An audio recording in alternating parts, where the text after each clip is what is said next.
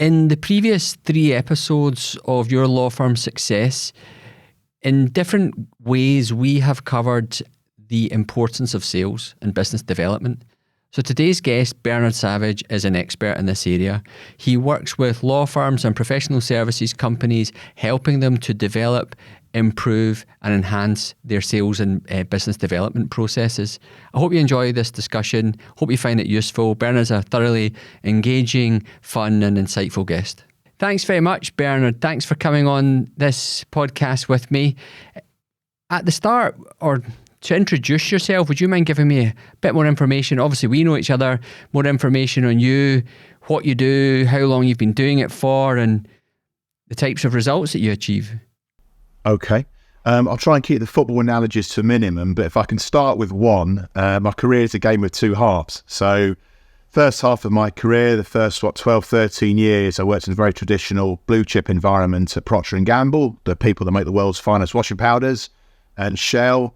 And then, in all honesty, I made what, in some respects, was a bad career move and moved to Eversheds, the law firm. And that was my ignorance at the time, my lack of understanding of how the legal sector worked. But they say every cloud has a silver lining. And if it hadn't been for my 2 years of misery at Eversheds, we wouldn't be having this conversation, Stephen, because I learned an awful lot at Eversheds. And this was at the time, the early 2000s, and at that time, legal marketing, legal BD was pretty unsophisticated. And that was quite a surprise to me, having come from an environment where sales, marketing is very much at the sort of forefront of what people do. So when I left Eversheds, I made myself a promise. This was 2004, that I'm never going to work for anybody else ever again.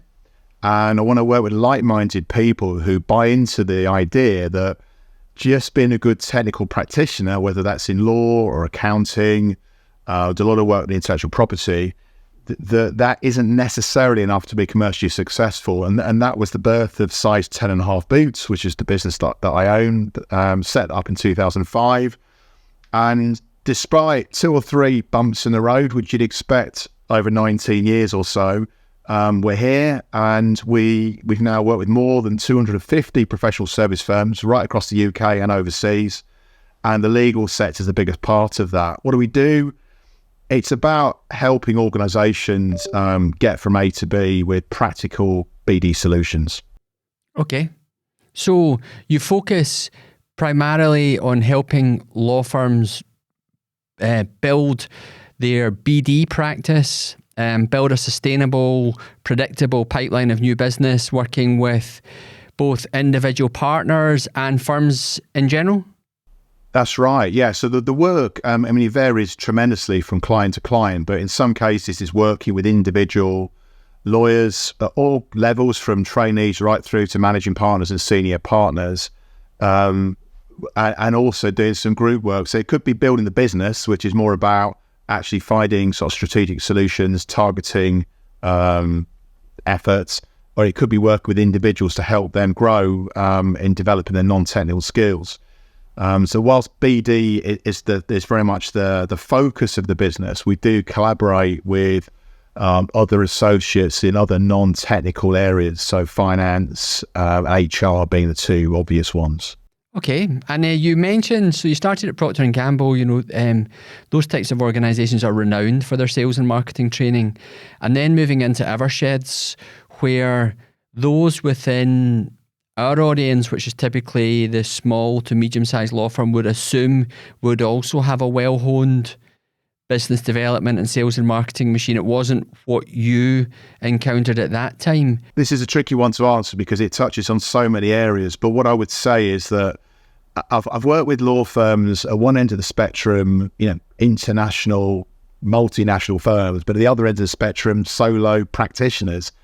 And you know what? The differences are not, apart from the obvious, that some are bigger than others, the issues are not very different really, whether there's a big in-house team or not. There's still the fundamental issue that, if I'm being brutally frank, there's a lot of naivety about business development, and there are still some quite outdated ideas around how you retain and grow fees.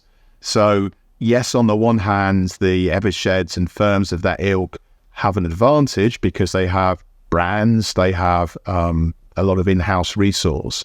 Some of the issues are not really that different. They still have to attract business in a tough environment where people are quite skeptical about law firm A suggesting they're better than law firm B. And why is it that you think law firms, to a certain extent, and let me think about this, find business development difficult? I mean, it seems I've recorded 3 episodes of this podcast so far, which haven't been released, so you won't have heard them, but in each of the guests who has in their own way been very successful have talked about the importance of sales and business development. But within law firms, and for lawyers in particular, there's obviously the issue of billable hours. So it's just to ask you to get to the question really, why is it that you find law firms struggle with it, and why is it you think individual lawyers struggle with it? I think there's a whole host of reasons, Stephen, but a few of them are, firstly, I think there is this mistaken belief that if you do a good job, that alone is enough to attract work. I don't accept that. I think that's one issue. Second issue is that if I go back to the fortune I had early, starting my career at Procter & Gamble, where training is, you get training from day one, and there's a high value placed on non-technical skills development. In the context of law firms, the overwhelming majority of the training is about technical skills. It isn't non-technical. And then even within the non-technical, that's divided between BD, leadership development, health and safety training, financial skills, and et cetera, et cetera, et cetera. So people actually don't get that much input.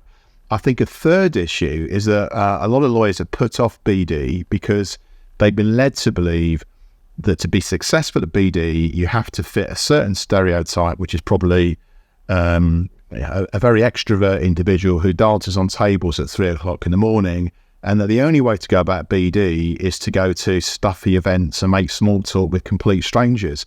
And is it any surprise, given those circumstances, that there are some difficulties for lawyers in law firms in BD? And actually, it could be so different. Yeah, I think that's part of what people discuss. And certainly, we met at an event last week, which was a very sort of large scale event, typical, I think what many people would assume would be a typical sort of networking event. Now, I didn't feel particularly comfortable networking in inverted commas. It doesn't really suit my style. So what would you advise to people like me who are working within a law firm who just don't feel comfortable at that? Very simple answer. Do something that you enjoy. This might surprise you, Stephen. I know you and I don't know each other particularly well, but you will make some assumptions perhaps in terms of somebody like myself with my profile having a more positive, more comfortable attitude to that traditional networking. And the truth of the matter is, whilst I am doing business development for my own business, never mind my clients, every day of the week, probably including the weekends as well, I do very little in the way of attending the kind of formal events where we met, which isn't to say they don't have a place. But for me, the real value of that event was actually us going outside the conference and having a more intimate conversation to try and get to know one another. And for me, that's what BD should be. It should be authentic. It should be based upon actually getting to understand people and understand their markets which they operate and what their motivations are.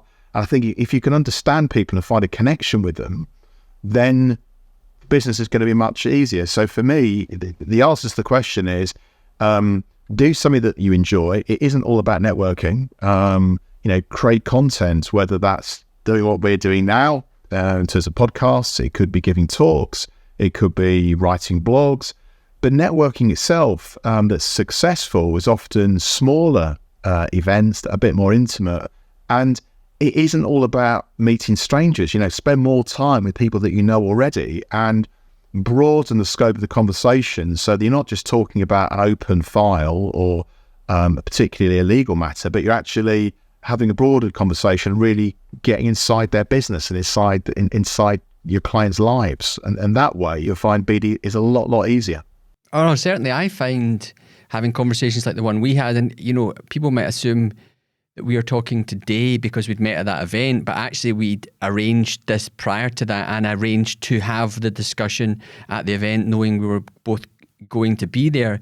But it was quite an intense environment that I found a little bit uncomfortable, and there was just too many people there. So, and the purpose of this podcast for me is, one, to pursue the passion around helping small law firms succeed, which then puts me in that picture, which is my own way of doing business development, of course, and is the one that I feel comfortable at. So how do you manage to extract within a firm where there are a number of different partners, or to produce a plan for them that takes into account that everybody likes to do things differently? Wow. So there's a lot of questions in there. So let me try and break it into bite-sized chunks. I think the first thing is that the starting point for BD is not about looking, researching different events to go to and coming up with answers. The starting point is to have absolute clarity on who is your client, who is your target market, what does the perfect client look like for you? What specialisms do you want to home in on? And I think the tighter you are with your definition in terms of what success looks like, the easier it's going to be in terms of making choices. I think too often people's approach to BD is far too vague and woolly. So I think that's the first point. Actually comes down to some, not going to say navel gazing, but certainly business planning and getting some real clarity. I think the second thing is to look at, rather than talk about sales or business development or marketing, focus on visibility. How are you going to get more visible to the people and the markets, the clients that you're trying to ultimately attract? And the way to think about visibility is to do something not dissimilar. Some of the listeners may have seen, we're familiar with crime dramas on television or Netflix or whatever, where once a crime is being committed, there's a scene where a detective addresses an audience. They have a whiteboard behind them, they have a picture of the victim, and then they adopt a very forensic approach to achieve two objectives. Number one, find the perpetrator of the crime as quick as possible, and two, ensure there's no miscarriage of justice. So it's actually quite an analytical process if you do the detective work properly.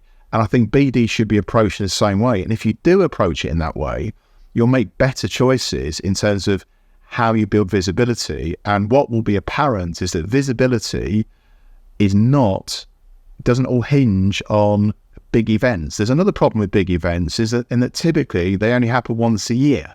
And of course, if you're serious about relationships, you need to have a number of touch points. And I don't want to embarrass you, Stephen, but quite genuinely, the way, if one was to kind of analyze our relationship, which I think you've been the driving force in this, but the way that you've managed it's in my opinion a very good example of how BD is done properly, because you've given first, and you've been very generous with that, and it's been you found a way of finding a connection with me, which makes it more likely that I'm going to lean towards you versus other suppliers, of which that I know other suppliers too. So I think you've gone about it really well. And I think too often solicitors go into BD thinking, what can they get out of people, which is a very unhealthy and pretty ineffective way actually to be successful in BD. So I think focus on visibility. It isn't all about networking. Find out, where do the people that you're trying to influence go? Who do they hang about with? What do they read? What trade bodies are they members of? What associations or alliances or networks are they members of? And again, just like you would do if you were a forensic investigator, do your due diligence. That's a combination of desk research and primary consultation with people, and then just hang about in the right places. I call it engineering serendipity. And if you're being cynical, you could say it's professional stalking. But, quite simply, if you hang about in the right places and you get on with people and you listen attentively and you follow up, things will happen. Things will happen, and they'll only happen as fast as, you can't you can't kind of force chemistry. If you and I, and anyone who knows me well will corroborate what I'm going to say. I don't suffer fools, and I won't spend time with people who I don't feel some sort of connection with. And in our case, from my perspective, I've really enjoyed the contacts we've had and feel very positive about the opportunity to have more contacts. And if you spend more time with people, the conversations develop and you find things out, and one thing leads to another, that leads to another, that perhaps leads to another. So it's about visibility, and it's about using, thinking more creatively about how you can be visible. It isn't all about networking events. So starting a podcast is a big leap of faith, a leap into the unknown. And one of the things that helps majorly is if we receive positive reviews. So if you could spare just a couple of minutes to leave us a positive review, that would be greatly appreciated and will help us to bring more, hopefully, informative content to your ears. I think that's a really good point, and it's one sort of worth exploring to a certain extent, because I am sure you have come across the situation in many occasions where you've spoken to lawyers and they say, I don't like selling. I'm not into sales. And people will make the leap from one end of the sales spectrum, which is the sort of cold calling, door knocking, commission-based sales, to the consultative sales process that is about building up a relationship and understanding that the person you are talking to has a need and that you're able to meet that need. So you're actually, working towards coming up with a solution for them, and it's not a hard sell. It's simply, look, this is what we do. It seems as if you have a requirement for that. We're very happy to chat to you about that. But at the same token, I'm happy just to spend some time together and find out more about you as a person and be genuine in that approach. And I think you can take a sledgehammer to crack a nut in terms of organising or being focused on having large events, or else you can be consistent and incremental in terms of your approach, and understanding that in order for you to generate business, you need to be having a certain amount of conversations every month. It's also, again, this is something I could talk about for hours, but relax, because I'm not. But I think it's also, one needs to get one's head around the fact that so much of this is about timing. The people that anybody's trying to influence, whether you're on the transactional side or you're on you're a litigator, people are not waiting for solicitors to contact you, and you're going to need to interact with people 5, 6, 7, 8, 9 times or even more. Now, an interaction doesn't mean you have to have 9 lunches or meet people in person necessarily 8, 9, 10 times.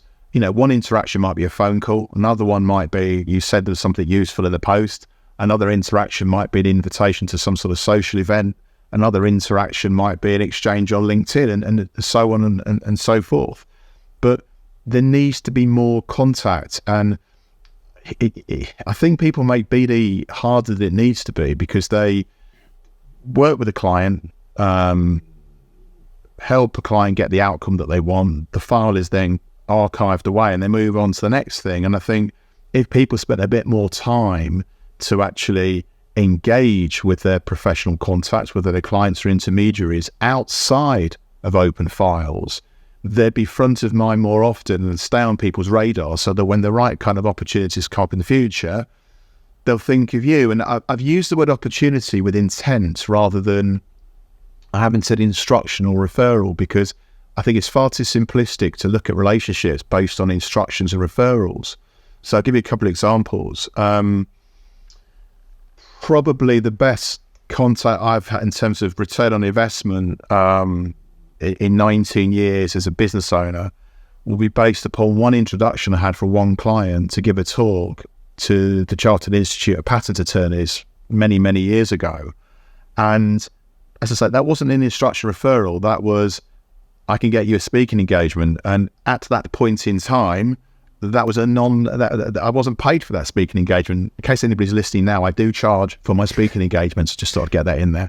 But at the time, 18, 19 years ago, I would, anybody who give me a microphone, I would gladly take it. And that particular talk has led to a pipeline of 17 years worth of work since within the intellectual property markets. That's one example. Another one is, even in the short time that you and I have known each other, Stephen, we've both made introductions for each other, not referrals, because they're not the same thing. Referrals are difficult for lots of reasons. They don't come about that often.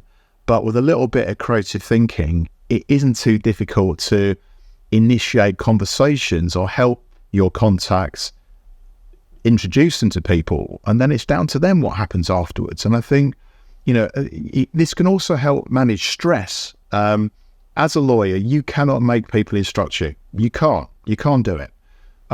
What is within your control with a little bit of, with a commitment, is to get in front of people, to be visible, and to manage the number of interactions you have with the people that you're trying to influence. That is manageable.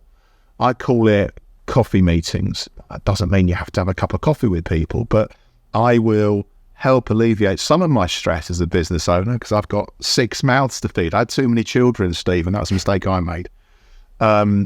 Let's hope they're not listening. I've been busy enough. But yeah, it's not difficult to get in front of people. And just fun part on the coffee thing, because sometimes I get challenged from people and they say, well, it's all very well you talking about approaching people for a coffee, but my contacts, they're very important, they're very senior, and they're very busy.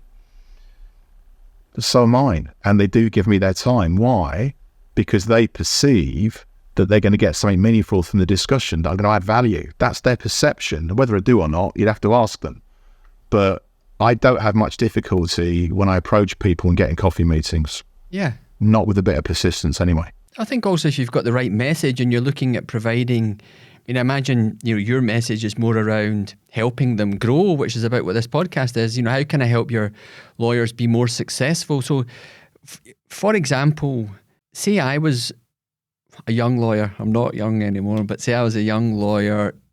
I've had a few years of practice. I've moved firm on the basis of my years of experience, but I've been quite clearly tasked by the firm in terms of they want me to achieve growth and fee earner revenue, new business coming into the firm. And I'm sitting there on the first day and I'm thinking, right, what do I do now? What tips would you give me? Okay. But again, my starting point would be to spend a little bit of time being really clear about exactly who you want to engage with. So I'll give you an example.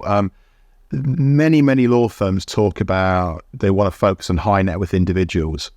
That's not that helpful, because high net worth individuals could be professional sports people. They could be little old ladies who keep their cash under the mattress. They could be C-suite execs. They could be doctors. I've just plucked a few groups. Now, how you would actually get visible to them will be very, very different depending upon which of those particular profiles you're targeting. So I think people need to be a bit more focused when they're thinking about their targets. That's the starting point.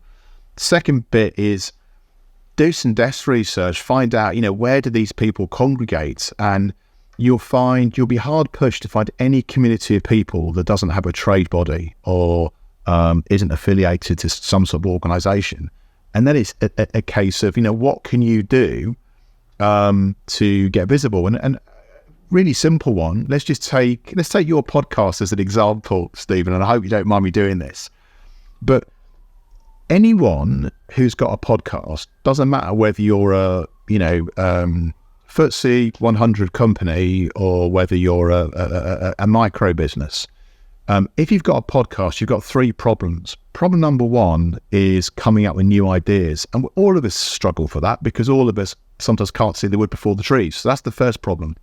Second problem is, you've committed to this podcast and you're thinking about ideas, but then you've got the problem of who's going to be on them. Now, if in your organization, if let's look at your situation, if it was only people in your business that are on your podcast, with the greatest of respect to you and your colleagues, that's actually that's going to be harder to get people to listen to, because actually it has more credibility if you can bring somebody in from outside, an expert in whatever area. Third problem is that ultimately the reason that you or anyone would do a podcast is that there is a marketing purpose. And this is where it gets interesting for the lawyers that are listening, because if you were to, in the course of your coffee meetings, ask questions or seek to understand about the podcast that some of your clients and intermediaries have, they will bite your hand off if you put yourself forward to be on their podcast, because it addresses the three issues. First one, you'll have some topics, hopefully, that are of interest. Two, it provides fresh content, which makes it more engaging for listeners. And thirdly, it actually amplifies from a marketing perspective. It makes it a stronger product for the host. So, there's one example of how very easily you can build visibility. And don't worry about the selling bit, because if you're visible to the right people and you're out there and it's done in a targeted way, you can and you will succeed. If I just add one thing to that, I'll give I want to be very specific here because I want to be. While I sort of did work with intellectual property, the Chartered Institute of Patent Attorneys has got a very good podcast called Two IPs and a Pod. I think it's excellent. And, from my selfish perspective, it's helpful for me. I was thinking it'd be really good if I could find a way to be on their podcast, because that gives me exposure to a lot of people within the intellectual property community. So I approached the people that do the podcast and said, I think the podcast is really good. Have you thought about doing a topic on business development? So this is what they said, Stephen, very rude. They said, do you know anyone that knows anything about BD? So when I sort of calmed down a little bit, and I put myself forward to throw my hat in the ring, they invited me onto their podcast. And, it's a lot less work being on a podcast than producing a slide deck to give a talk. I've spent this morning producing a slide deck for a talk I'm going to give to somebody next week or the week after. And it took me about, 2 hours work to pull that all together, 2.5 hours work. It's a lot of work. Again, and I hope this doesn't disappoint you or the listeners, but it hasn't taken me 2 hours to prepare for this. And it's actually very, very enjoyable. The other thing about podcasts, an advantage they have, is that once it's recorded, you can use that over and over and over again. And with going back to the Chartered Institute of Patent Attorneys, I have shared that podcast with many, many people as a follow-up tactic after meeting them through perhaps more traditional networking means, because effectively it comes across as endorsement. I mean, it's not, but that's how it's perceived. So there's plenty of places to get started. So a key message there is that actually you don't start with selling. You start with thinking about your audience.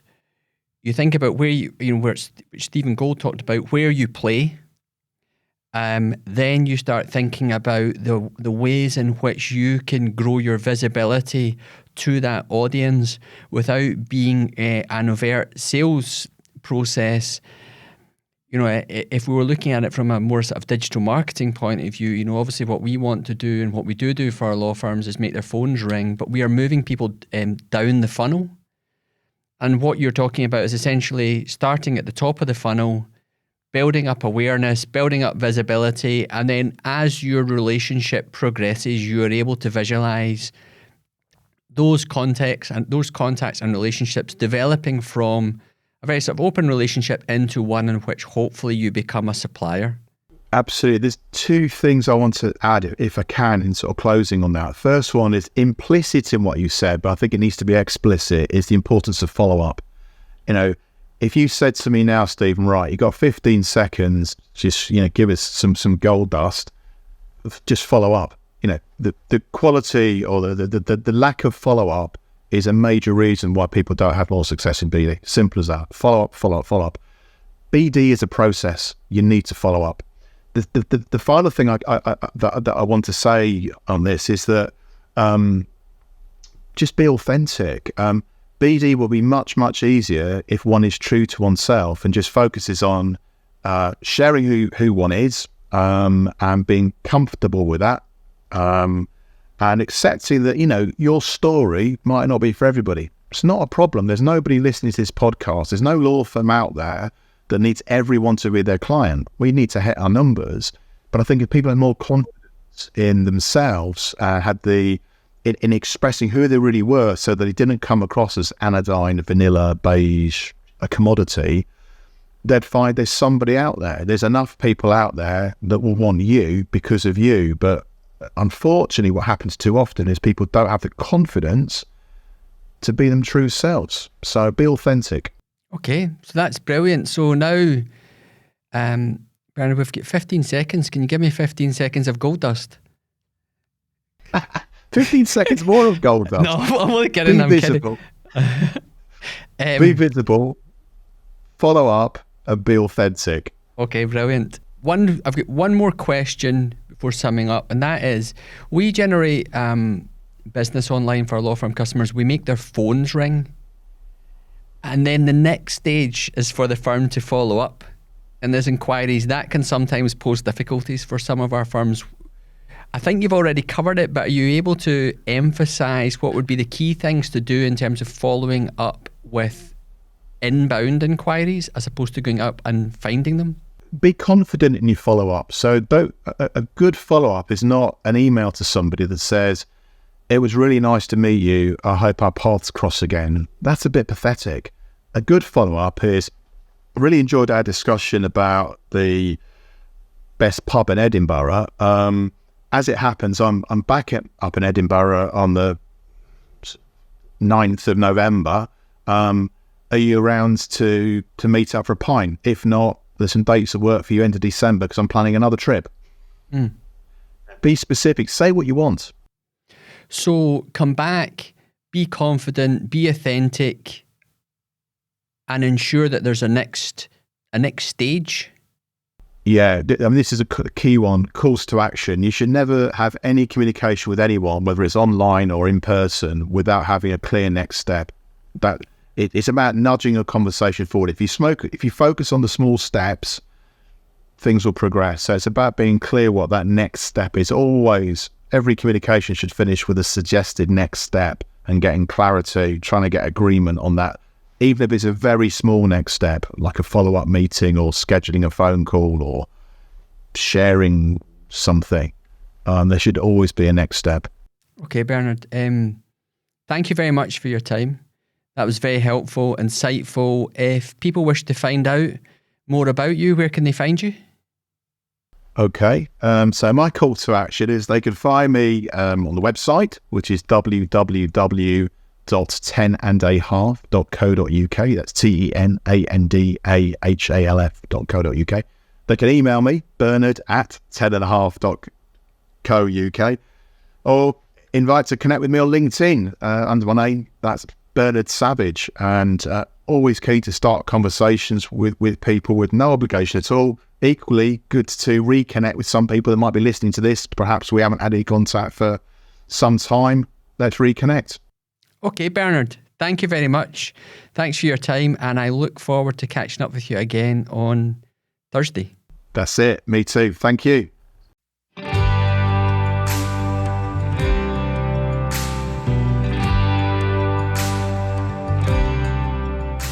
Hi, I'm Stephen Moore, the owner and founder of MLT Digital. For the past 15 years or so, we have worked with law firms all over the world, helping them to become more successful. As a business, we specialise in